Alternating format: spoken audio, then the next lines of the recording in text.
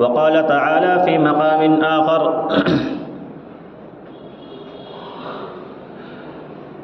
إن الله يأمركم أن تؤدوا الأمانات إلى أهلها وإذا حكمتم بين الناس أن تحكموا بالعدل إن الله نعم ما يعظكم به إن الله كان سميعا بصيرا۔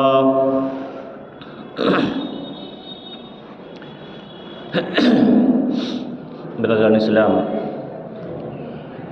حاضرین جمعہ، پردہ نشین باعزت خواتین اسلام، ہر قسم کی حمد و ثنا، تعریف و ستائش، کبریائی، بڑائی اور بزرگی اللہ وحدہ لا شریک، خالق کائنات، مالک ارض و سما کے لیے لائق و زیبا ہے۔ درود و سلام نازل ہوں اللہ رب العالمین کے مبعوث کیے گئے تمام انبیاء علیہ السلام پر، خصوصاً اللہ کے آخری رسول احمد مجتبی محمد مصطفیٰ صلی اللہ علیہ وسلم پر۔ اللہم صلی علی محمد وعلی آل محمد کما صلیت علی ابراہیم وعلی آل ابراہیم انک حمید مجید۔ اللہم بارک علی محمد وعلی آل محمد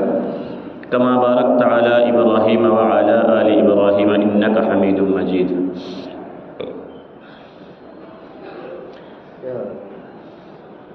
حاضرین جمعہ،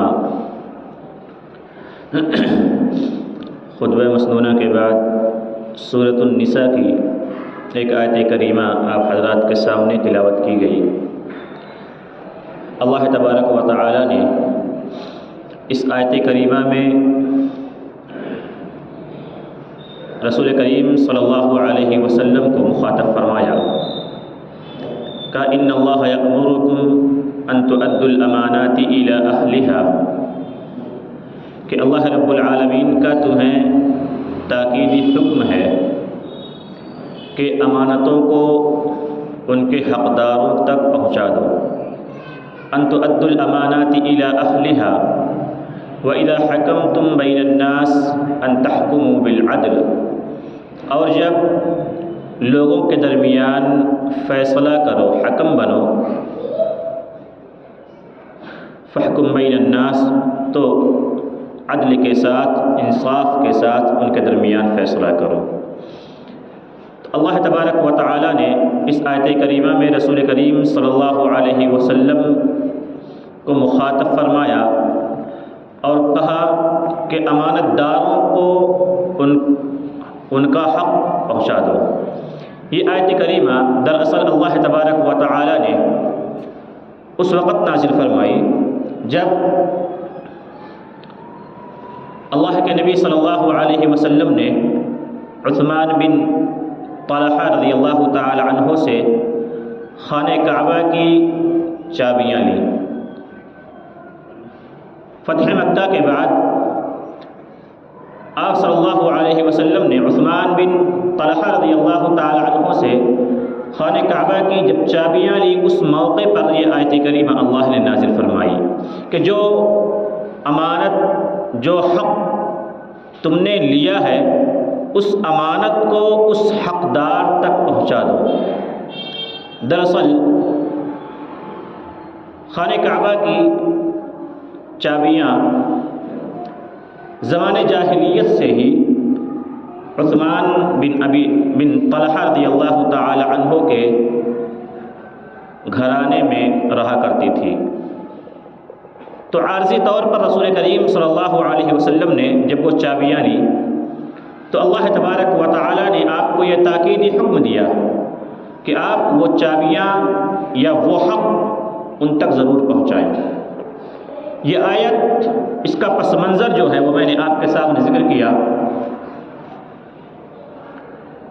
آیت تو مخصوص ہے لیکن اس کا حکم عموم ہے۔ بالعموم میں اس کا حکم داخل ہے کہ اللہ رب العالمین نے اس آیت کریمہ میں جو حکم نازل فرمایا ہے وہ حکم صرف عثمان بن ابی طلحہ رضی اللہ تعالی عنہ کے حق سے متعلق نہیں، بلکہ جس کا بھی حق ہو، کسی کا بھی حق اگر کسی پر ہے، وہ خواہ کسی بھی شکل میں ہو، اس حق کو حقدار تک پہنچانا یہ ہم سب کی ذمہ داری ہے۔ عام طور پر آپ دیکھیں گے شریعت مطہرہ کا جب مطالعہ کریں گے تو آپ کو معلوم ہوگا کہ جو پوری شریعت کا خلاصہ اور نچوڑ ہے وہ یہ ہے کہ حقوق کی دو قسمیں ہیں، ایک حقوق اللہ اور دوسرے حقوق العباد۔ یعنی اللہ رب العالمین کا حق بندوں پر کیا ہے، بندوں کا حق اللہ رب العالمین پر کیا ہے، اور حقوق العباد کہ بندوں کے آپس میں ایک دوسرے کا کیا حق ہے۔ یہی پورے شریعت مطہرہ کا خلاصہ اور نچوڑ ہے۔ اور جب ہم شریعت مطہرہ کا مطالعہ کرتے ہیں تو معلوم ہوتا ہے کہ اللہ رب العالمین نے حقوق اللہ میں جن باتوں کا حکم دیا کہ اگر ہم نماز قائم کرتے ہیں تو یہ اللہ رب العالمین کا حق ہے، زکوٰۃ دیتے ہیں یہ اللہ کا حق ہے، روزہ رکھتے ہیں یہ اللہ کا حق ہے، حج کرتے ہیں یہ اللہ کا حق ہے، لیکن زکوٰۃ سے متعلق یہ اللہ رب العالمین کا حق نہیں بلکہ یہ بندوں کا حق ہے۔ زکوٰۃ یہ بندوں کا حق ہے، صدقہ اور خیرات یہ بندوں کا حق ہے، چونکہ اللہ رب العالمین نے زکوٰۃ کو فرض اس لیے کیا تاکہ اس کے بندے جو مفلوق الحال ہیں، جو پریشان حال ہیں، انہیں اللہ رب العالمین ان امیروں کے ذریعے سے اس زکوٰۃ کے مال سے انہیں کھلائے اور پلائے۔ تو چنانچہ اللہ تبارک و تعالی نے اس شریعت مطہرہ کو گویا کہ دو حصوں میں تقسیم کر دیا کہ اللہ رب العالمین کے حق ہیں اور بندوں کے ایک دوسرے پر حق ہے۔ اور اسی طریقے سے اللہ رب العالمین کے حق کی جب ہم بات کرتے ہیں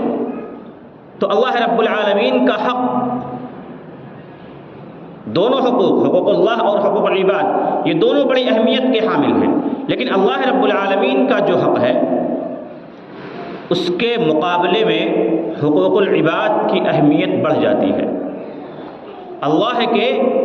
حق کے مقابلے میں بندوں کے حقوق کی اہمیت بڑھ جاتی ہے۔ وجہ کیا ہے کہ اللہ رب العالمین کا جو حق ہے، اللہ تعالی غفور الرحیم ہے، وہ بڑا معاف کرنے والا ہے، رحم فرمانے والا ہے۔ بندہ جتنی بڑی غلطیاں کرتا ہے، جتنی زیادہ کوتاہیاں کرتا ہے، اللہ رب العالمین اتنی ہی بڑی معافی کے ساتھ، اتنی ہی بڑی بخشش کے ساتھ بندے کے سامنے حاضر ہوتا ہے کہ بندہ جو تو نے گناہ کیا ہے میرے حق میں، جو تو نے میری نافرمانی کی ہے، وہ کتنی ہی بڑی کیوں نہ ہو، میں تیرے سامنے حاضر ہوں، میں موجود ہوں، میں تیرے اس گناہ کو، اس غلطی کو معاف کر دوں گا۔ لیکن حقوق العباد کا معاملہ ایسا نہیں ہے۔ حقوق العباد کو اللہ رب العالمین معاف نہیں کرنے والا ہے۔ بندہ قیامت کے دن میدان محشر میں کھڑا ہوگا، اللہ رب العالمین سے یہ امید لگائے ہوئے ہوگا کہ اللہ مجھ پر رحم فرمائے، مجھے معاف کر دے، لیکن اللہ رب العالمین کہے گا کہ نہیں، جا تو نے جس کے حق میں غلطی کی تھی، جس کے حق میں تو نے کوتاہی کی تھی، میرے جس بندے کا تو نے حق دبایا تھا، میرے جس بندے کی تو نے تذلیل کی تھی، جس کی تحقیر کی تھی، جس کی عزت و آبرو کو تو نے لوٹا تھا، جس کے جان و مال کی حفاظت تو نے نہیں کی، جا اس سے تو اپنی معافی مانگ، وہ تجھے معاف کرنے والا ہے۔ تو حقوق اللہ کے معاملے میں حقوق العباد کی اہمیت بہت زیادہ ہے، کیونکہ اللہ رب العالمین حقوق العباد کو معاف کرنے والا نہیں ہے۔ عام طور پر حقوق العباد میں جو چیزیں آتی ہیں کہ اگر بندے کا حق کسی طریقے سے مارا جائے تو وہ تین طرح سے ہوتا ہے، یا تو اس کی جان، اس کا مال اور اس کی عزت و آبرو، کہ اس کی جان پر ناحق حملہ کیا، قتل کر دیا، ناحق اسے ضرر پہنچا دی، اسے چوٹ پہنچائی، اس کے مال کے ساتھ خیانت کی، اس کا مال لوٹ لیا، یا اس کی عزت و آبرو کے ساتھ ہم نے کھلواڑ کیا، اسے نیچا دکھانے کی کوشش کی، انہی 3 چیزوں کے ذریعے سے ایک انسان دوسرے انسان کے حق کو مارتا ہے، اور جس سماج اور معاشرے میں یہ تینوں چیزیں محفوظ رہتی ہیں کہ جان محفوظ ہے، مال محفوظ ہے، عزت و آبرو محفوظ ہے، تو معاشرہ پرامن معاشرہ کہلاتا ہے۔ اسی وجہ سے اللہ کے نبی صلی اللہ علیہ وسلم نے خاص موقعوں پر آپ نے جب کبھی خطاب فرمایا تو لوگوں کو اس بات کی تعلیم دی۔ چنانچہ آپ نے حجۃ الوداع کے موقع پر جب میدان عرفات میں صحابہ کرام کی جمع غفیر سے خطاب فرما رہے تھے، اس وقت آپ صلی اللہ علیہ وسلم نے فرمایا ان دماءکم واموالکم حرام علیکم کحرمت یومکم ھذا فی شہرکم ھذا فی بلدکم ھذا، کہ لوگوں بے شک تمہارے خون، تمہارے مال، تمہاری عزت و آبرو اسی طرح لوگوں پر حرام ہے جس طرح سے آج کا دن اس مہینے میں اس شہر میں حرام ہے۔ حرمت و آبرو جس طریقے سے اللہ رب العالمین نے شہر مکہ کی بیان فرمائی، جس طریقے سے یوم عرفہ کی بیان فرمائی، جس طریقے سے ماہ ذی الحجہ کی فضیلت بیان کی گئی ہے، یعنی جو فضیلت، جو آداب، جو حرمت اس مہینے کی، اس دن کی اور اس شہر کی ہے، اسی طریقے سے لوگوں کی مال کی، ان کی عزت و آبرو کی، ان کے جان کی حرمت ہے۔ تو اللہ کے نبی صلی اللہ علیہ وسلم نے ان 3 چیزوں سے متعلق ہمیں بیان فرمایا کہ اگر یہ تینوں چیزیں تمہاری محفوظ ہیں تو یقیناً تمہارا معاشرہ پرامن معاشرہ ہے۔ برادران اسلام، انہی 3 چیزوں کے ذریعے سے ہم ایک دوسرے کے حقوق کو تلف کرتے ہیں، ایک دوسرے کے حقوق کو چھینتے ہیں۔ یہ بہت بڑا سنگین معاملہ ہے۔ کسی کے حق کو دبا لینا یہ بہت بڑا سنگین معاملہ ہے، آخرت کے لحاظ سے بھی اور دنیاوی لحاظ سے بھی۔ جب بندہ آخرت میں اللہ رب العالمین کے سامنے کھڑا ہوگا، اس کے پاس اس کی نیکیاں موجود ہوں گی،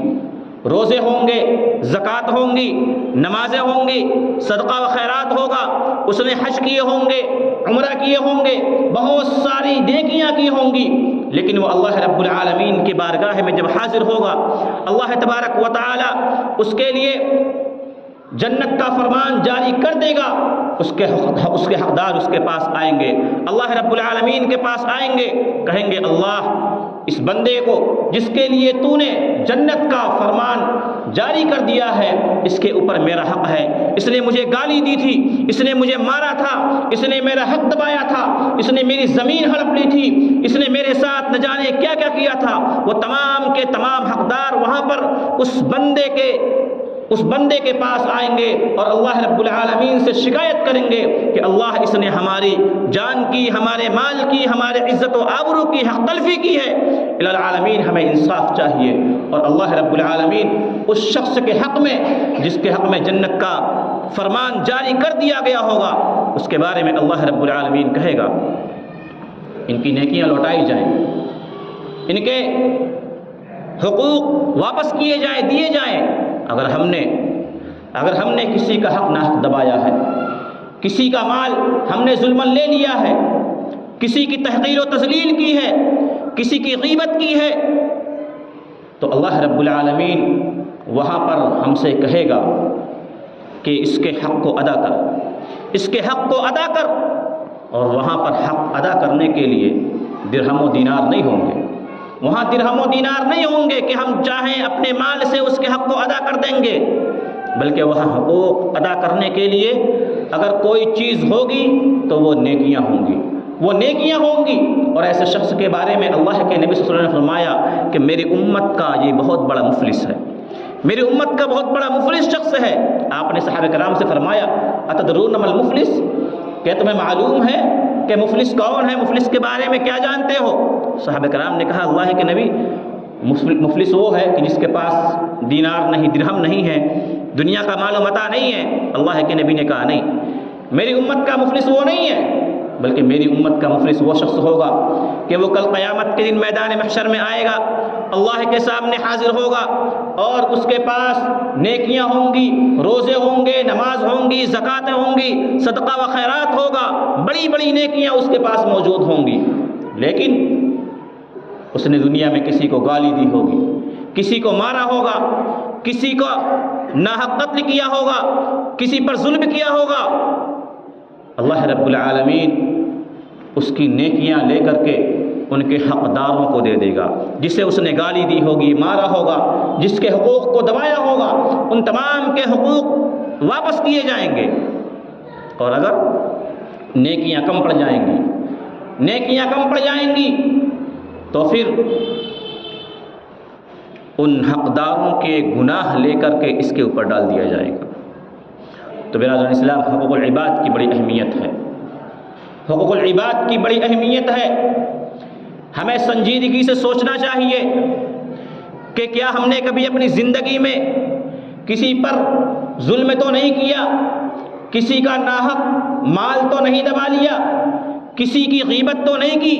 کسی کی چغلی تو نہیں کی، کسی کی تحقیر و تذلیل تو نہیں کی، کسی کو نیچا دکھانے کی کوشش تو نہیں کی۔ کہیں ایسا تو نہیں ہوا کہ کسی کو ہم نے اپنے یہاں مزدوری پر رکھا اور اس مزدور کی مزدوری ہم نے مکمل طریقے سے ادا نہیں کی۔ ہمیں اپنا جائزہ لینا چاہیے، اپنا محاسبہ کرنا چاہیے، اور ان تمام لوگوں کے بارے میں جن سے ہمارے معاملات ہیں، جن سے ہمارے معاملات ہیں، ان کے معاملات کے بارے میں غور و خوض کرنا چاہیے کہ کہیں ایسا تو نہیں کہ ہم سے کہیں کوئی کمی رہ گئی، کوئی کوتاہی ہو گئی اور ہم نے اس کوتاہی کو پورا نہیں کیا، ہم نے اس کوتاہی سے متعلق اپنے بھائی سے معافی نہیں مانگی۔ بروز قیامت اگر ہم اس حال میں جائیں گے، ہماری کوئی بھی نیکی ہمارے کسی کام آنے والی نہیں ہے۔ برادران اسلام، زوجین سے متعلق کہ میاں بیوی آپس میں ایک دوسرے کے حقوق ادا کر رہے ہیں یا نہیں، ہمیں اس پر غور کرنا ہے۔ بھائی بہن ایک دوسرے کے حقوق ادا کر رہے ہیں یا نہیں، اس پر غور کرنا ہے۔ پڑوسی اپنے پڑوسی کے حق کو ادا کر رہا ہے یا نہیں، اس پر غور و خوض کرنا ہے۔ رشتہ دار اپنی رشتہ داری کے حق کو صحیح ڈھنگ سے ادا کر رہا ہے یا نہیں، اس پر غور کرنا ہے۔ حتیٰ کہ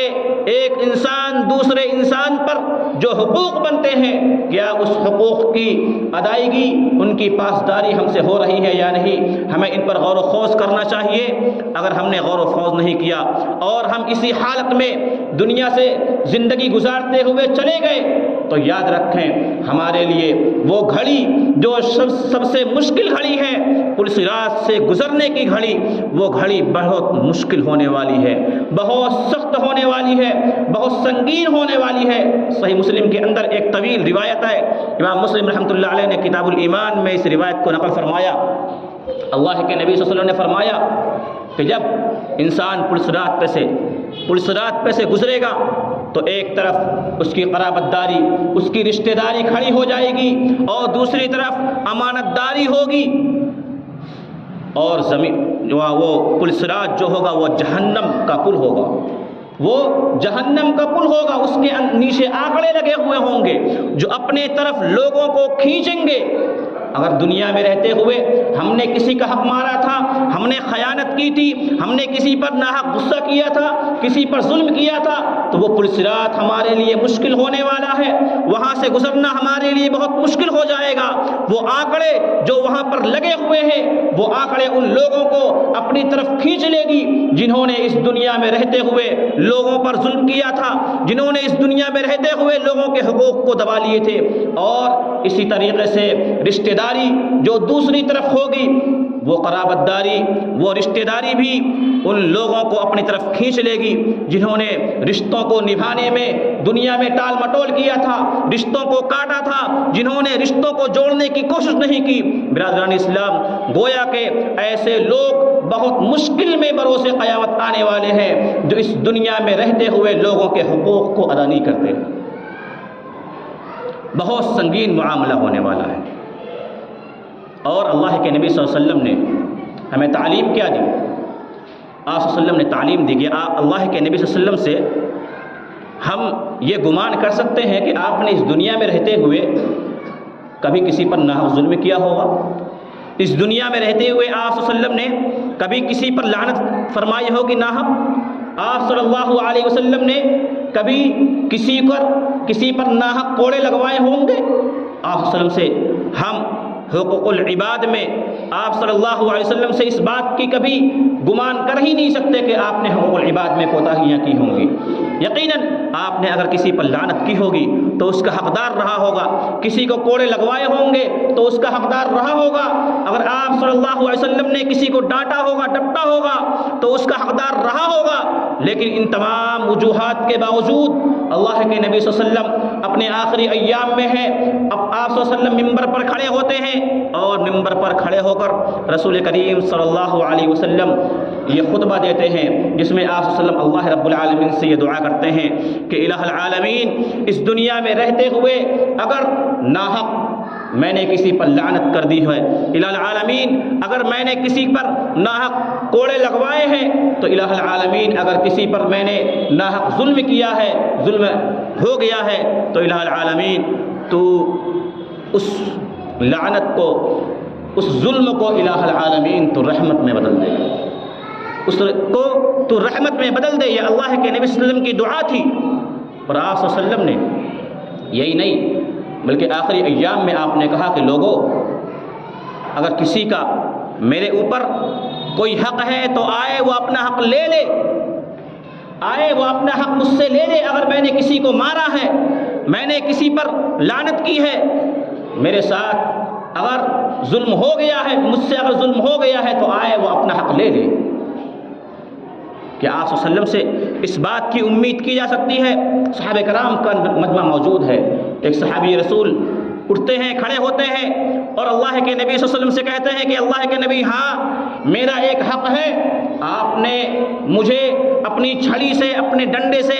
میرے پیٹ میں گھونپا تھا، مجھے اس کا حق چاہیے۔ اللہ کے نبی صلی اللہ علیہ وسلم سے کہا، اللہ کے نبی نے کہا کہ آؤ تم اپنا حق لے لو۔ صحابی کہتے ہیں کہ اللہ کے نبی، آپ نے میری پیٹھ میں گھونپا تھا، لہٰذا تو آپ صلی اللہ علیہ وسلم نے اپنے پیٹھ کو ننگا کیا اور کہا کہ میں اس وقت بغیر کپڑوں کے تھا، یعنی آپ اس صحابی رسول کے اوپر کوئی کپڑا نہیں تھا۔ تو آپ صلی اللہ علیہ وسلم نے اپنے کپڑے کو اتارا، وہ صحابی رسول آپ سے چمٹ جاتے ہیں، وہ آپ سے چمٹ جاتے ہیں۔ ان کا مقصد یہ نہیں ہوتا کہ مجھے حق لینا ہے، مقصد یہ ہوتا ہے کہ رسول کریم صلی اللہ علیہ وسلم کی ذات سے میں وہ تبرکات حاصل کر لوں جو آپ کی ذات سے تبرکات حاصل ہوتی ہیں، آپ کی ذات سے جو برکات حاصل ہوتی ہیں وہ مجھے حاصل ہو جائے۔ وہ صحابی رسول آپ سے چمٹ جاتے ہیں، تو رسول کریم صلی اللہ علیہ وسلم نے اپنے آخری ایام میں اس بات کا اعلان کر دیا تھا کلم کلا کہ اگر کسی کا حق مجھ پر ہے تو آئے اپنا وہ حق مجھ سے لے لے۔ جب رسول کریم صلی اللہ علیہ وسلم سے ہم یہ گمان نہیں کر سکتے کہ آپ نے کسی پر کبھی ناحق کوئی ظلم کیا ہو، لعنت وغیرہ بھیجی ہو، لیکن ہمارا معاملہ کیا ہے؟ ہمارا معاملہ یہ ہے کہ ہم رسول کریم صلی اللہ علیہ وسلم کے متبعی، ہم رسول کریم صلی اللہ علیہ وسلم کی اتباع کرنے والے، ہم دعوے دار اپنے آپ کو نعوذ باللہ بہت بڑے متقی اور پرہیزگار سمجھتے ہیں۔ ہم یہ سوچتے ہیں کہ ہم سے کبھی غلطیاں نہیں ہوئی، اگر ہماری کسی سے ناحق، ہماری کسی سے لڑائی ہو جائے، کسی سے تکرار ہو جائے تو ہم یہ سمجھتے ہیں کہ غلطی اس کی ہے، غلطی اس کی ہے، ہم اپنے آپ کو کبھی غلط نہیں ٹھہراتے۔ برادران اسلام، یہ متکبرانہ چال ہے، یہ گھمنڈی انسان کی پہچان ہے۔ اللہ کے نبی صلی اللہ علیہ وسلم کی احادیث کا آپ مطالعہ کریں تو مومنانہ کردار کے بارے میں ہمیں معلوم ہوگا کہ مومن کبھی بھی غصہ نہیں کرتا، مومن ہمیشہ لوگوں کو معاف کرنے والا ہوتا ہے، مومن کبھی کسی کی غیبت نہیں کرتا، کبھی کسی کی چغلی نہیں کرتا۔ مومن سے